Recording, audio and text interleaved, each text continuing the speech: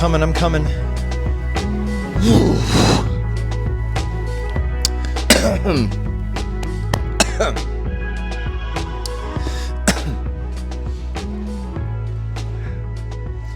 Welcome back. I'm back.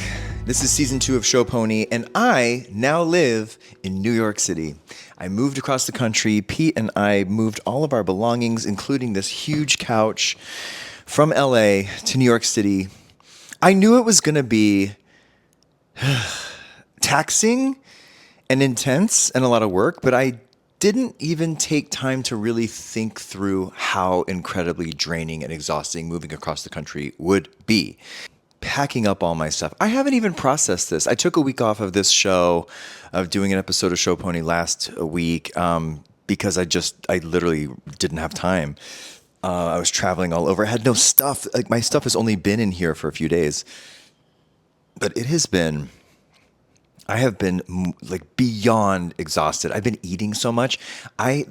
Every single night I've been here, I've had pizza and a pint of ice cream. And that's on top of a full day of eating. And I just think that my body needs just energy. Just my body needs...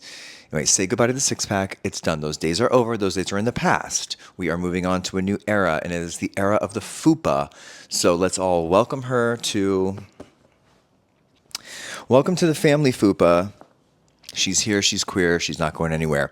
For season 2 of Show Pony, let me just set the scene of what's about to happen. I finished workout, as everybody knows. Thank you for watching. I am so grateful for all the views, all the shares, all the likes, all the comments. I see them all.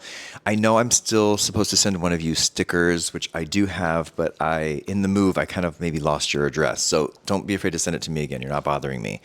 I'm happy to do it. And I found an old pack of stickers that my dead dad had in his desk that I swiped. Anyway, I can send you some stickers. God damn it. Since I'm in New York, since I am finished with workout, I didn't jump right into Anna Nicole like I said I was going to do. I didn't start doing Basic Instinct 2. I started with what I was actually doing, which was I've seen a Broadway show almost every single night that I've been here. So this episode, we're going to cover Masquerade, the Broadway Phantom, or the revival of Phantom. It's not really a revival. We'll explain. It's an immersive Phantom experience. And Ragtime at Lincoln Center. Saw both those shows with my friend Eric, who most of you know from this show. And we're going to break it all down. I'm so tired. I can't even. And Pete is adjusting. Aren't you adjusting? Are you adjusting well? What is this? It took him a few days. The first few days we were here, he was like, what have you done to me? Where's my fucking stuff? And then when all of our stuff arrived, he chilled out. What else? It's a nor'easter right now. I'm doing a sketch show at UCB in a couple weeks. If you're in New York, please come see it. I did my show this past weekend. It was great. Thank you to everybody who came out. It meant so much to me. Kind of the last show I'm probably going to do for a while I'm writing a new show. So, yeah, it was a really special night. Thanks to everybody who came, especially those of you who drive in from like Jersey, Connecticut, wherever. There were a couple of people from California. So it really means a lot to me that you guys came. Enjoy me and Eric talking about Broadway shows. We're going to just get back in the groove of things because I like cranking these out every Sunday and giving you something to listen to or watch on Mondays. Andy and I are back in the morning. We are live for the next few weeks. It's my birthday on the 23rd. The world's going to shit. All these, now Candace Owens is making sense to people. And now apparently...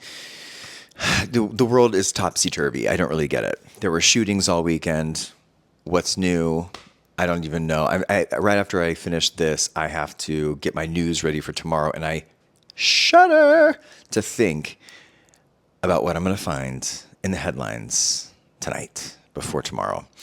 But wish me luck, and I'm so happy to be back.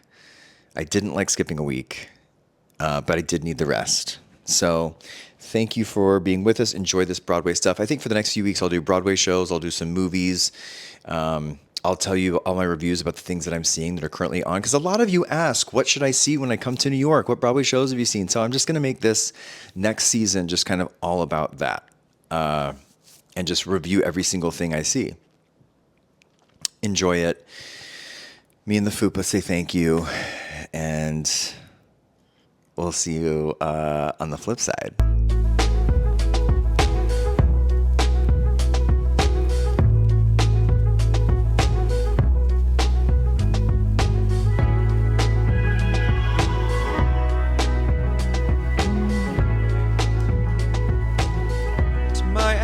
Eat my ass, oh, da, da, da.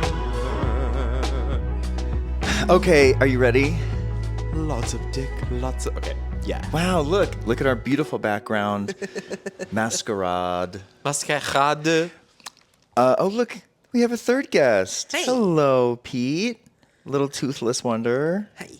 Cutie, baby. Welcome back to the show. Eric, it's season 2 of Show Pony. It's season 2. You were there from the beginning. I was. Are and you- you asked me back. I've met several times. I Yeah. forced you back several times. Aren't you excited we're not doing a niche Bravo show from 2006? Sure am. Yeah. But congratulations to myself for finishing it. Yes. I'm proud of myself. You love a good finish. I do. So I think for this season, I'm going to do, since I moved to New York, this is my new apartment, big apartment reveal. Yay! Don't you love it? Yeah, it's amazing. I have a wall. I have a couch. I have a dog who's obsessed with licking every follicle of hair on Lots my of body. new smells and licks for him. Lots of new smells and licks for both of us, actually. Oh my God, did I tell you the guy that I talked to on the hookup app that you know lives in the building? And I told him, I think we live in the same building. And he was you like, do. I said, I think we live in the same building. And he was, basically, I saw a guy on a hookup app and I was telling him and our friend Keith about it. And I said, here's this guy. And they were like, oh, we know him. I think he lives in your same building. So I went back to the hookup app and I said, hey, I think we live in the same building. And he said, which one? And I told him the address. And he was like, yeah, same spot. But then I think maybe he's too close for comfort or something. I think so for a couple of reasons, yeah. Okay. That doesn't surprise me. I'm not necessarily into it because It's kind of just nice to know it's there. yeah, well, I'd like to have camaraderie amongst neighbors. And it might be a nor'easter today if That's you right. needed something. Anyway, long story short, apartment reveal. Here it is. I live in New York now. You do. Finally. Finally. A lot of people thought that you already did and I were know. surprised to learn that you moved here when they thought that you already lived here. Including me, I thought I lived here. I thought you lived here. But since I do live in New York, since Pete and I have moved cross country, which was a very intense experience, by the way, moving cross country, it will take it out of you. I'm so sore, exhausted. We lifted up my bed the other day, you and I, to move that carpet. Thank Yep. you for helping me. Very luxe carpet. Jesus. You were like, okay, just deadlift the king bed. 8 times. And you scampered underneath. I mean, we did it, though. I have really small hands, and so I know they're really good for like my dad would like moving furniture and stuff too. Would be like, I need Scamper. you to like Yeah. impishly go behind stuff and rearrange it. I love my neighborhood. I'm so happy that you can come over all the time. It's so convenient. I know. It's so convenient. So here we are. It's a new apartment. I love it. I'm in New York, and we have been hitting the Broadway shows like crazy. We did 2 back-to-back ones. Oh, the computer already fell asleep. We did 2 back-to-backs Thursday and Friday. I've lost all track of time. Me too. Yeah. So this season, since I'm here, I'm not going to do an old niche Bravo show from way back when. We're going to talk Broadway shows, every now and then a movie, but standalone episodes based on what shows we're seeing and maybe revisiting an old movie. I'm kind of rebranding as, shows that we love, hate, and want to forget. Just kind of anything under the sun that is viewable as a show. I'm so excited to talk about something that I know something about. Yeah. Yeah. Listen, we got people in with workout and like eased in the Bravo folks to And I watched it. start listening. I feel like there's some episodes of this show though that I really want you to watch. You don't have to watch all of them, but I think you should watch the Jesse interview. Yep. You don't even have to watch the Jackie interview. By the way, thank you for everybody who's like liking the show. I didn't think as many people would like it as are liking it. And the funny thing is, the 2-parter Jackie interview, I thought would be the 2 biggest episodes. And the second part of the Jackie interview was like the least watched. So I think people are ready to move on. You know what? It's almost a new year. That's fine. One chapter It closes. is the Jewish New Year, so it's Rosh Hashanah. It's also Canadian Thanksgiving. Oh my God. They love us right now. Canadians? Oh, yeah. Why? They don't. It's a joke. They hate us. They're not. Why do they hate us? Because of everything going on. I Like hate many reasons. Okay. They're not feeling it. I'm behind on the Canadian news. Anyway, Canadian tourism down. Did we need them? Probably. Probably. But I live in New York, so I don't care. That's all I care about is living here. And thank you for watching. And now that you're here, I hope you'll stay and listen to even if you don't see Broadway shows, I think this would be a good guide for people because a lot of people reach out to me saying, what should I go see? We're coming to New York for a weekend. What shows are good? So just keep listening and we'll tell you. We can tell you about 2 right now. And one's even off Broadway, so who knows? And we're going to see another off Broadway show in a couple of weeks. Is the one that we saw on Thursday. So let's just start with Masquerade, which is the Phantom revival. Is it considered Broadway or off Broadway? It's considered off Broadway Because it's not in a house with that. It's a certain not amount a of Broadway seats. house. That's what There also were no seats. So yeah. The distinction between Broadway and off Broadway is not about location necessarily. It's about seat numbers and the size of house. And so this is an immersive experience. We had to wear masks. I have my mask over there. I should go get it. there were actually a sizable list of requirements other than just the masks. I didn't. So here's the thing with this. It is a Phantom of the Opera revival. And I don't even know if, I guess technically, It yes. technically It's a is. revival of the property. right. Yep. It's not a Broadway revival. But it's like a new production Yeah. of Phantom of the Opera. Right. That's another like distinction thing. It's not legally or Tony nominated like Broadway revival, but it is a revival of the show. I call it a reinvention. Reinvention, an immersive reinvention. I hadn't even heard about it. They're trying a very word of mouth, secretive, if you know type of vibe. And I heard about it and I was like, well, I'm never going to see that. I was not a Sleep No More person. I don't want to wander through dark caverns with like confrontational acting and I have weak ankles. improvisational. Yeah. I have bone spurs. Yeah, So I couldn't go to Vietnam. And like I went to a haunted house, I told you, with our friend Nick in LA in an abandoned warehouse, and they were pulling people to go into like side chats and have one-on-ones, and I'm not fucking doing that. And they were all people from like UC Irvine or like theater students, and it's like I know that you're not really a bald witch. Like casting you a use spell. Apple Pay. I Yeah. know that you're, Anyway, so The I jig didn't is think up. I was going to like it, but then my friend Matt Weaver said, oh my God, it's supposed to be amazing. You said it was supposed to be I amazing. heard from my friend Andrew that it was amazing. And Andrew is always on the pulse. the bar is set high with that friend of mine. And so once I started hearing that it's good, I also realized that I knew one of the Phantoms, more on that later. I saw that Telly Lung, who I had known for 25 years, Broadway shows when I was working on Broadway. He's like an old peer of mine. I reached out and I'm like, oh my God, girl, you're the Phantom? He's one of the Phantoms. The way that works is there's 6 casts, right? Or 5. I'm like, how much do we even give away? I think we should tell them. We should tell them that the there are basics. there's sets of Yeah. cast members. It's not like you're seeing the show like you normally see a Broadway show with like 1,000 or 1,200 people. You're going in with 50 people. Yeah. And once we start watching the show, about an hour later, another group starts watching another cast after you. So you're all kind of leapfrogging each other, so I to think speak. it's even less. I think the intervals are even shorter. Yeah. Really? Yes. Right, because I guess they have 5. If that were true, it'd be over the course of like 6 hours. I can't do the math right. I think it's much shorter. I think it might be even 15-minute intervals. It's magic, whatever they're doing. It's clockwork. It's like a yeah. It's a well-oiled goddamn machine. Diane Paulus is the director. Anyway, we won't give away what happens in the experience itself, but the basics are you have to dress up. They say you have In to wear black- oh, yeah, sorry. black, red, or silver, right? Yep. Masks. Yep. High maintenance right now. This I'm stuff. like, was there any? I said there was a long list. You have to get there early. The password is your ticket. You don't have a ticket. You have a password. Although you do have a ticket because your name is on a list and they check. That's what I was going to ask But it's, it's days ago. cooler to say that the password is your ticket and there's no ticket. So While it's you fine. issue your government ID. Eric dressed up as a clown. I went full out. I did a little Pierrot. It's like a French mime clown. I was a little gay, sad mime I clown loved it. thing. I'm gonna throw a picture up right here.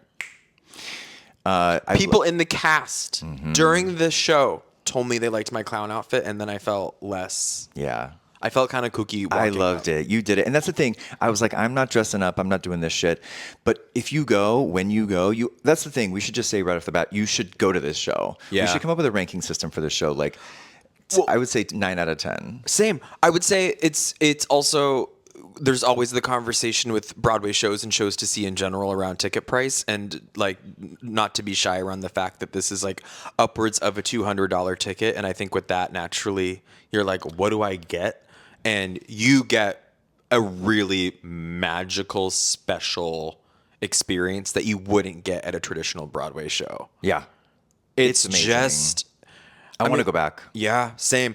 We say immersive so much, and I feel like Yeah. immersive is such like a trend, but this felt immersive in a way where I was like, I think I'm in. You said it right, that it felt like you slipped into a movie. Well, at first you're like, oh, it's like you're in the musical. It's like you're in the Broadway show because you're in the sets. But then after a while, I was like, no, it's like we're in a movie because the Yeah. way they're presenting it to you, you are wandering. That is one thing. Wear comfortable shoes and rest before you go because you will be walking for 2.5 hours. There was a girl in our like class, whatever you would call it, in like Dolls Kill 6-inch platform pumps. Yeah. And when we had to move around, she was like clumping. And by the end, she was like hunched over. And I was like, I get it. Yeah, but the end of like dress up, do it, and you can just wear something simple, but don't go like the Megan Rapinoe lookalike in our group, who was this like lesbian.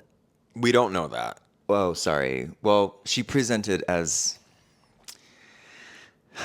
Edgy in a bright red they say on the ticket or the email, black, white, or silver, fully pedestrian, bright fire engine red sweater, like patterned pants, a patterned shirt, like stuck out. And you want to dress up because when you're there, it's like a reflection of you being like, you've melted into this Yeah. experience. So then when you see someone in street clothes, you're just takes like, you out. It does take you out. I thought they were a creative team member, and we Right. learned that they were definitely not, and they just didn't dress up.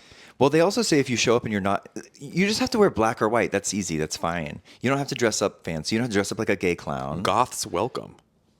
But this lady was in like a bright red moment, and they say they try to give you a black cloak or something to wear so you blend in. And I guess she said, "You're not putting Not that today." on me." I brought this beautiful sweater, and I'm gonna wear it. Yeah. But This sorry, I mean like this Scotch and soda sweater. yeah, I was gonna say, is it Scotch and soda? It was kind of like almost Madewell even. Adjacent. I don't know. Yeah. Anyway, we love you. You were an amazing. Madewell, if you're watching this, Yeah. amazing sweaters. Amazing sweater. It looked really great in the dark, in the Phantom. Anyway, the thing is also in those, if you're feeling like you don't want to look weird or stand out, it's counterintuitive because you should dress up, because if you don't, you will stand out. And Yeah. everyone will be staring at you like you look weird. Well, if you're also buying the, like with the price point, like go all in, go in on the fantasy. Yeah. Don't go to like half step it. You're going to like it's a musical and a party and there's a whole different element of just like get the Yeah. juice for the squeeze. That's right. Don't give away the cow when you can get the milk for free. I don't know the saying. Anyway, you know what I'm saying? Just go all in, lean in, experience life. I did feel like we escaped into another world for a couple hours. We were fully entrenched, immersed, literally. Enveloped. In the folds of Phantom of the Opera. So I DM'd Telly and I was like, how do I get tickets? I want to come see the show. I'll give you promotion on Sirius. I want to talk about it. I want to tell people about the show. I want to see it. And he was like, email this email. So I emailed this lady. It kind of, the ball They said, please stop said, contacting us. you're blocked. Restraining orders on its way. And the ball got kind of dropped for a second. I was like, you know what? It's fine. Maybe we won't go. And then I circled back, which is I'm learning to do, which feels annoying. But I was like, hey, just circling back. Can I see the show? And they were like, sure, here's 2 tickets. So we went. We did. And we got to see Telly as our Phantom. And because I said, hey, we really want to see him. But I don't think they took that into account. But apparently they did. I think they did. Yeah. Yeah. That was our time. So it was really cool to see someone that I've known for so long play such an insanely epic, iconic role. And he Taxing. was really good. Yeah. And our Christine was really good. I believe her name is Haley. Haley. Look her up. Ferrier? And I'm sorry if I'm mispronouncing that. Haley Ferrier. Ferrier? It's like Perrier. She was exquisite. She's super young. She's really pretty. She's really sweet. And her voice is I fell in love with her. powerful. By the I fell in end. love with her, yeah. And she liked my outfit. I felt like we were friends Yeah. at the end. I felt like we were bound. You do go into small rooms throughout. There's settings Pockets? where you're with bigger groups of people. You're all watching the big moments, but then they break your group of 50. I say 50. I think it's about 50 people. Yeah, I think so. They break those up into like halves and then quarters even. And then you're just So- alone in a room. Well, but like it is really intimate. There's certain scenes that you see that you know from the show Phantom of the Opera on Broadway. You see these big scenes, but you're seeing them like there's a dressing room scene like in an actual little dressing room. It was great. It was cool. And the attention to detail too, because you're in this massive building that's been taken over and you're like, of course you got to cut corners somehow. I did not feel like any corners were cut. It's so full good. blown production value. Go see Masquerade. It sounds cheesy, but do it. Just like surrender to the fantasy. Yeah. Just have fun. Highly recommend. I want to go back. I want to go back with certain friends to see it. It was actually really fun to see you see it because you were loving it so much. I was clapping my hands like a goddamn idiot. Yeah. And No, And my friend Matt, who had told me it was so great, he went and he was with work people who maybe weren't as fun. And I think Where they work JP Morgan or I don't know, just work, boring maybe. And I think it wasn't as fun because they were there were some people there, like some straight guys who's you could tell girlfriends dragged them, and they were like, I think they were even a little bit. The group behind us were two straight couples, and Yeah. the women in the group surprised the men because they were like, "Do you finally know where we are yet?" And they were Right. like, "Still no." Yeah. And it took going in for them with the masks being on, being like, "I don't think I know where." they're like, we were expecting an orgy, but this is a Broadway show. Well, if you didn't know what you were getting into, you could think it was the Eyes Wide Shut, Eyes Wide Shut. Illuminati sex chant cult thing. Which also would have been an amazing immersive experience. They should do a Stanley Kubrick immersive experience. You should do The Shining They could just do Eyes Wide Shut. and just do Eyes Wide Shut. They could probably get a actually- cease and desist. on the off nights of Masquerade. They could do Eyes Wide Shut and just have a sex party. Yeah. Yeah, let's pitch that. Okay, so I say 9 out of 10. I say 9 out of 10. Go see it. We should come up with a ranking system. Like, I think the only thing that isn't their fault that takes it from a 10 to a 9 is that my legs get tired and sore by the end. That's not their fault. I just have weak legs. 9.5 out of 10. Yeah. Yeah. I'm gonna Just say- wear comfortable shoes, you'll be fine. Yeah. Eat a big meal beforehand. We had a delicious meal beforehand. We did. I shouldn't say where we went. I don't remember. We went to Chick-fil-A. Oh, no. I'll bleep it. Yeah, I believe it. It wasn't because we wanted it. It was because it was the only thing we could. When I have to go there, Afford I time-wise. compartmentalize it and like delete it from my... Sometimes you gotta just. It was the only thing we had time for. We had literally 5 minutes. We did. And I didn't even finish my nuggets. Nope. I did. So see Masquerade. The next night, the next night we saw Fag Time. We did. Gag time. Gag Time. I was gag timed. A little backstory on Ragtime. This is a revival. It is a Broadway revival. It's at Lincoln Center. The Vivian Beaumont is a Broadway house. Yeah. I think maybe it wasn't at one point. Now it is. There was a moment, I think, way back when I first started where Lincoln Center maybe wasn't considered Broadway, then it changed. I think I've only like a been awake petition. and alive for the time where it has been. I If mean, I'm it wrong. should. It is very Broadway-ish. But I, just to back way up, I used to volunteer as an usher for my theater scholarship in college when Ragtime was in its out-of-town tryout. At the Schubert in LA. That's the name I was thinking. I don't think the Schubert is even there anymore. There's no I was center. going to say there's a Schubert in LA. There's no center aisle. I think it's gone now. There's no center aisle. So if you're in the middle, you have to cross over 500 people.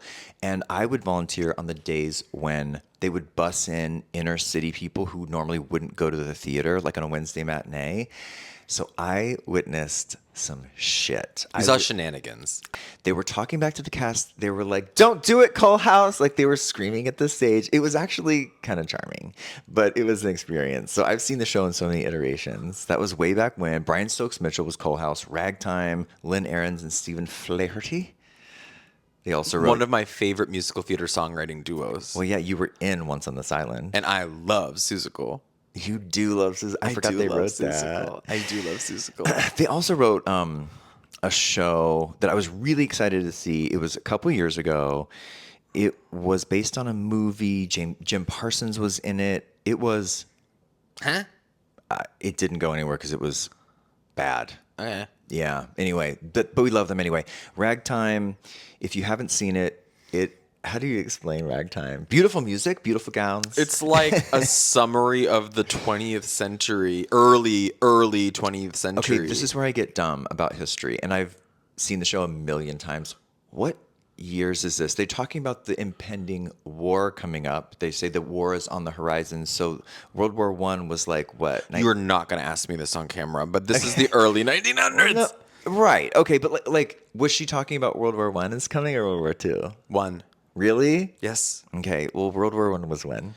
The early 1900s. Okay, fair. So like, are we talking 20s? No, this is way before before that. the 20s. I believe this is the 1890s into the 1910s. Right, because it's giving Gilded Age. Yes. This is whatever time period Gilded Age. We sound so stupid. Whatever I time hate that we have to put timestamps on this. I'm sorry. But this is what theater is about. It's about learning. Should these I look it things. up? Well, we do have a laptop right here. Yeah. If you've seen Gilded Age, it's the fucking same time as that. Listen, I'm not doing this podcast because I say I know everything. I'm learning as we I think go. it's a little bit after the Gilded Age. When does Ragtime take place? Well, they also talk about unions, and so those were formed for the most part in the Time period. Okay. The musical is set during the return of the 20th century in the early 1900s. Oh. Yeah. Yeah. Okay, we were right. Specific years. The story generally takes place between 1902 and 1916, according to New York City Center, blah, blah, blah. Okay, so not the 1890s, but early 1900s. The show's specific year, often cited, is 1906. Work. Great year. The Not setting really. includes events related to social political changes at the time, such as the struggles of the working class, issues of workers' rights, and racial prejudice. Heavy on that with this production. Historical figures. I forgot that Harry Houdini is a character in this show, and Evelyn Sure is. Nesbit. Yep. And Emma Goldman, I didn't realize was a real person. Mm-hmm. Now, so we figured out what time it is. It's basically Gilded Age. They look like the Gilded Age people. The Gilded Age is before. I'm pretty I don't sure. fucking know. Okay. But they look the same, right? When was Gilded Age? The 1800s. Now I want to look it back up. Hold on, I'm going to get my laptop back out. Sorry, Pete. When was Gilded Age? Gilded Age, 1865 to 1902. The end date, 1914. So there is some crossover between Gilded Age There and is, Ragtime. but like the peak of the Gilded Yeah. Age was in the 1800s. Okay, so they wear those like dresses and parasols and shit like that. The white people are just named mother, father, little brother, grandpa, and that's it. They don't really have names. Little boy, I don't know. At the beginning of the show, they kind of establish physically in this production. By the way, the original production, Brian Stokes Mitchell, was it Marin Mazzie? It was. Yeah. Who I saw who was so good. LaShawne's. I saw LaShawne's do it, but it was Audra Audra McDonald. McDonald. Yep. It was so good. And I think they all won Tonys. I don't know. Yeah. Anyway, they should have. They were all great. But this production is sorry, they established all the kind of groups. It's like the whites, the black people, and the immigrants / Jews. And those are the groups kind of converging on the East Coast. Like it's New Rochelle, it's Atlantic City, Brooklyn, just kind of New Yorkish area, Staten Island vibes. And so you get the Staten Island vibes. I mean Ellis Island vibes. Ellis Island. Oh my God. I looked at a desk on Facebook Marketplace and I was about to click purchase and it said, yeah, pick it up in Staten Island. And I was like, I would rather sink to the bottom of the ocean. And this is different than Long Island City. Oh, yeah. Yeah, okay. Yeah. Long Island City actually is pretty chic. Okay. Well, I was asking. I was Yeah. just like, I want to clarify. Oh, no. Long Island City, I used to live in Long Island City. Really? During Hurricane Sandy. When I first started moving back here in 2012 to work on Watch What Happens Live. And I rented a place there and Hurricane Sandy happened. Sure. Yeah. And I smoked cigarettes indoors. 22. Yeah. Okay. Yeah, and killed my friend's plants. Anyway, Ragtime. So you get this, they're setting it up from the very beginning that there's racial tensions, there's social tensions, the groups aren't getting along, there's prejudice and stuff like that. The kind of crux of the plot happens when Mother, played by Casey Levy, my old coworker, co-star from Hairspray, is doing some gardening and finds a baby in the garden. She does find a baby in the garden. She finds a baby in that garden, girl. well hidden too. I didn't see it in the beginning. There is a baby in the dirt, bitch. Yeah. Imagine you're gardening and there's a fucking baby. I can't imagine it's the gardening. I can't either. It's the last thing you think you're going to be like digging up when you're digging in a garden. Is a baby, a live ass baby. A dead one maybe, but No. I would not expect a live ass baby. No. Anyway, so she digs it up. She's like, "Oh my god, who baby this?" Her husband is gone too. He's like in Antarctica. The husband takes like an 8-month trip Excursion. to the Arctic Circle to kill polar bears. Yep. So we get him out of the picture. He's basic and busted anyway. We don't want him around. Yeah, you're right. I mean, the actor we love, but Yeah. father as a character is a dick. He's racist. As a character, he's awful. Yeah. He's awful. Yeah. We liked all the actors. What do you think it is about my skin that my dog wants to lick this much? It's, I think, a level of intimacy that he can only achieve by like coating your entire body with his tongue. He wants my scent. He Yeah. wants my juice. I think he wants you two to imprint even for more. Or do you think it's that I just took a shower and put lotion on?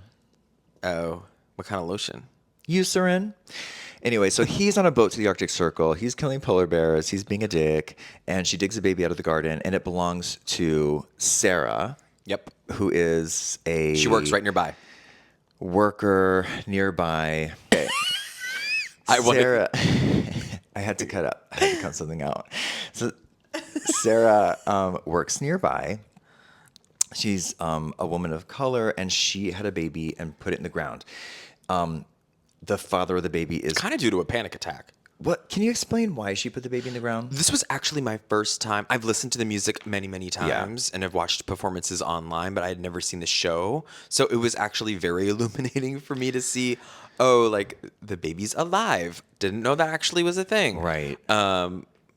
I believe she has a crisis upon having this baby with a man that she thinks is out of the picture. Yes. And is like, I cannot deal with this on my own, and feels the weight of all of it on her shoulders. And is like, this is the only thing I can do in a moment of like complete and total desperation. Well, she sings an amazing song. Daddy's Brings Son. the audience, rightfully so, to its feet. I thought she was so incredible. The She song was is- amazing. It was one of the best things I've ever seen. She's so good, this She's girl. so good. In the song, she does explain why I buried you in the ground. Yeah. But I was so into the singing that I wasn't really paying attention to the lyrics. I wasn't following the story. I was like, get it. And so I kind of missed that. But I think you're right. A little crisis. Because Cole House Walker, the father of her baby, is a ragtime musician. He's not really in the picture.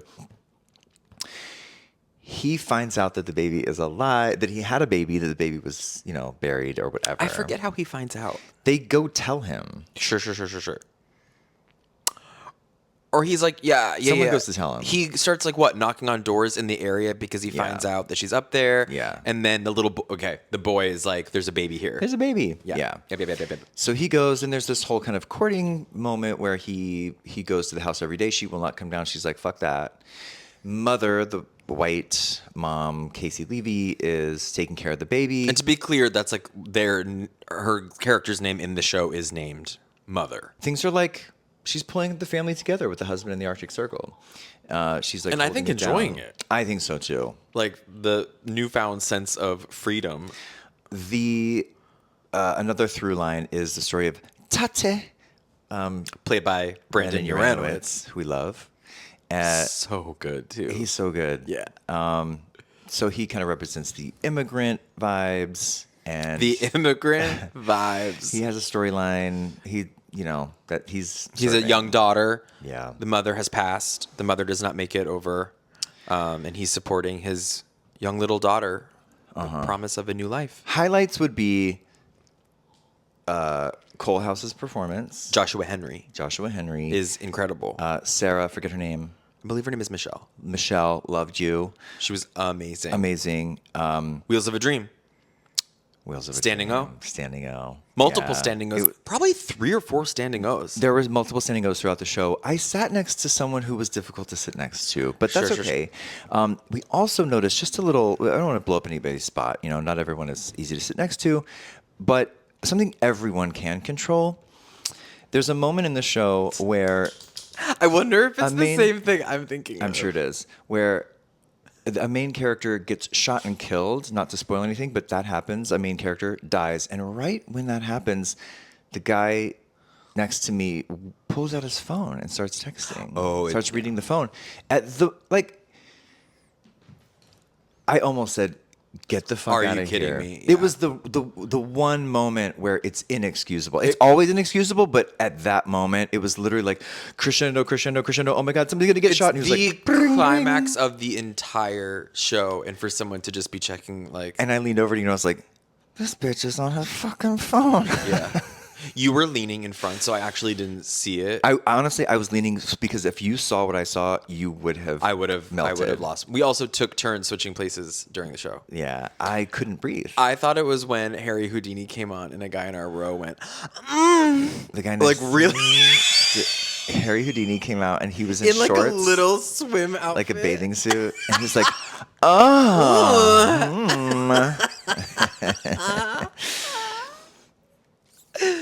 There were a lot of gays at the show because it was press night. I mean, to be fair, during one of your shows, someone screamed, "Yum!" oh my God. And I have never lived it down. Let's not bury the lead. We saw Masquerade, we saw Ragtime, but I did a show this weekend too. 3 for 3. Yeah. Yeah. Wow, you saw 3 shows in a row.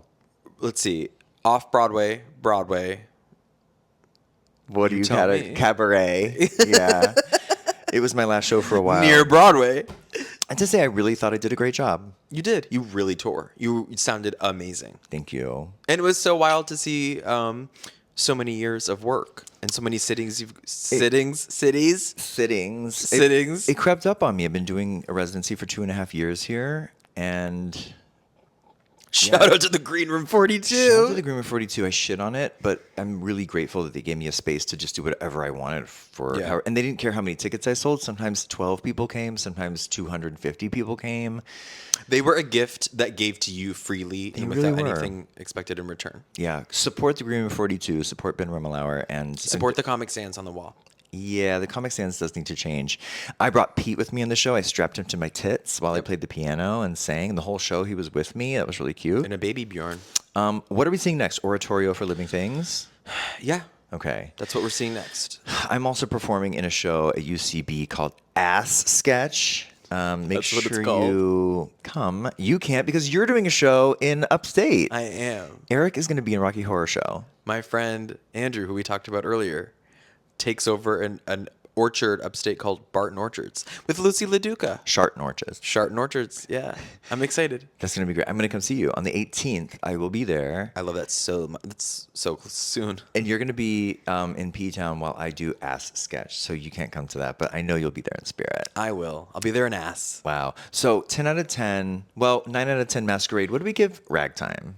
I give it an 8 out of 10. 8 out of 10, me Yeah. too. There are things that cast of performances can't fix that just have to do with the way the show is. Yeah. Where I was like, do we need each and every one of these?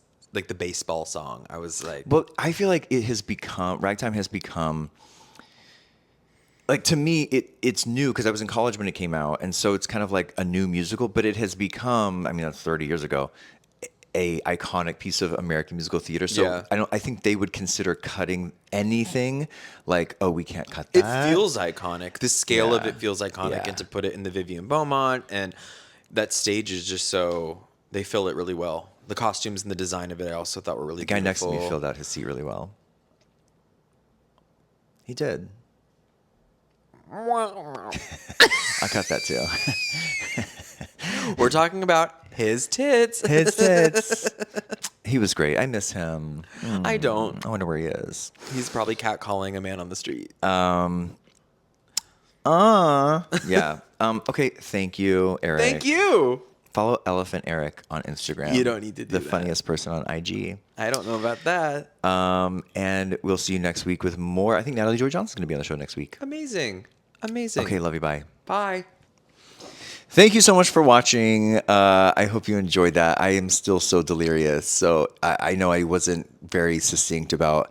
Listen, I know when World War I was, okay? I know. I was pretending to be dumb.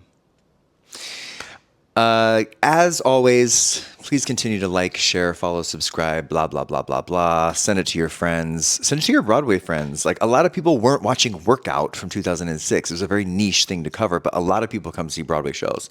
If you have a Broadway fan in your life, direct them to this podcast, and I will keep going Wish me and Pete luck on our New York journeys, and please pray that we stay dry in this nor'easter. I'm John Hill, over and out. See you next week. Oh, I did bring my little bending over gay guy ceramic candle holder. He's just packed up in a box in the closet. Okay, see you next week.